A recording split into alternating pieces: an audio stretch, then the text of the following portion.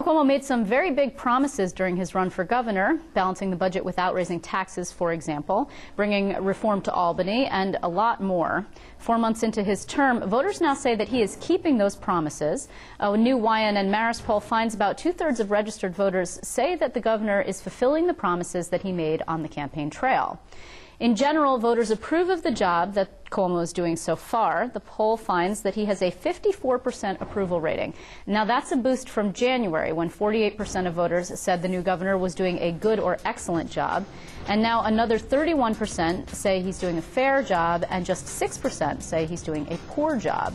Voters are not nearly as happy with the state Senate or the Assembly. Each of those gets just a 17% approval rating, and that is about the same as they received in January. However, each chamber saw a decrease in the number of people who say that they are doing a poor job, so I guess that's better than nothing. Here to explain more about these poll numbers and what they mean is Marist poll director Lee Miringoff. Nice to see you, Lee. My pleasure, Liz. How are you? I am well, thanks. Good. So actually, this is better than good news for Andrew Cuomo. He's actually even surpassed his father's performance in terms of poll ratings. Absolutely. You know, and this is a very difficult climate to get a good approval rating. So the fact that he's at 54% coming through a budget process, which everybody expected was going to, scar his administration, well, that hasn't happened.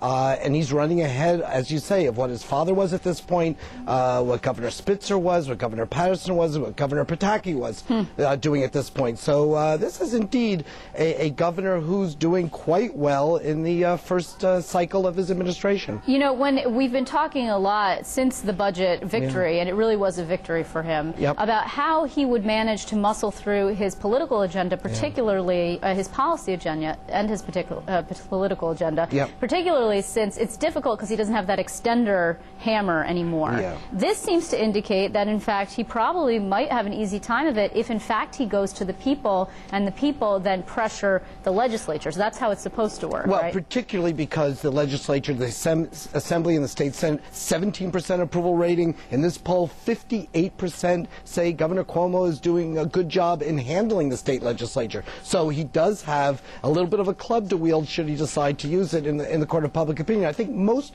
dramatically in these numbers is the fact that his approval rating is strong throughout the state. It's strong with Democrats and Republicans. This is not a partisan, polarized administration at this point. And in fact, when you mention his fulfilling campaign promises, the Republicans about a 20-point bounce since he took office in January in terms of whether they think he's fulfilling campaign promises. More than 2/3 of Republicans think he is. That's an astounding number for someone who's a Democrat. It really is. I mean, again, a testament to his fiscally conservative agenda in the budget. I'll be interested to see if, in fact, he succeeds in doing things like getting gay marriage legalized in New York, what these numbers look like, say, in June at the end of the session. Well, what Governor Cuomo's been able to do, it's the old political adage, say you're going to do it, and then say you've done it. And there's nothing here about what he's said he was going to do during the campaign differently from what he's been governing. True. So, when his father talked about the poetry of running and the prose of governing, for Andrew Cuomo, it's all prose. And he is really just has that continuity from the campaign to the present, and I think that's why he's getting such strong numbers, not only in terms of his campaign promises, but in terms of his leadership, in terms of whether he's changing Albany for the better. And then we asked a question about whether he represents all regions of the state. And, upstate has been so neglected for so long politically, and the voters have clearly felt that way. Well, in these poll numbers, what we're seeing is upstate feels, again, part of New York. Okay, but there Lee, isn't that separation right now, anyway. Here's the interesting thing, though. There's a little bit of a caveat here, because even though all of these sort of kudos for the governor, major change is still needed in Albany, most people say, and the state is moving in the wrong direction. Now, that doesn't seem to be that doesn't seem to be in keeping with your finding about the governor himself. Well, you hit the nail right on the head. What we see is people still feel major change is needed. So the agenda is not by any means accomplished. It's a grumpy time economically. Voters are very unhappy with things. And, it is very difficult to even do as well as he's doing in that climate. And then when we look at the right direction, wrong direction numbers, a majority, as you correctly identify, feel that the state is still headed in the wrong direction. The difference is that 40-something now think it's headed in the right direction, and we haven't seen those numbers for 2 or 3 years, 3 or 4 years, I should say,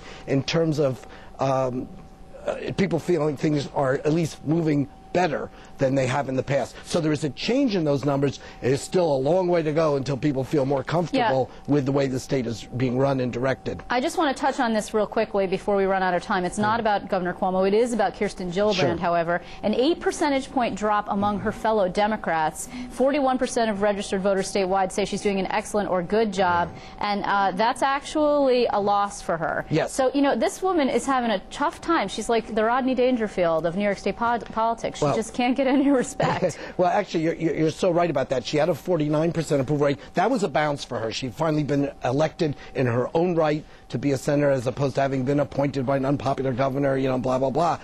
Here's what we're seeing is that the Democrats and to some degree independents are not thrilled with what she is doing at this point in terms of the numbers that compared with January. So the bounce that she enjoyed then is somewhat dissipated. We're going to have to watch. You know, she's had some good moments in terms of handling media issues and accomplishments and the like with first responders, and obviously was very prominent around the tragic shooting of Congresswoman Giffords.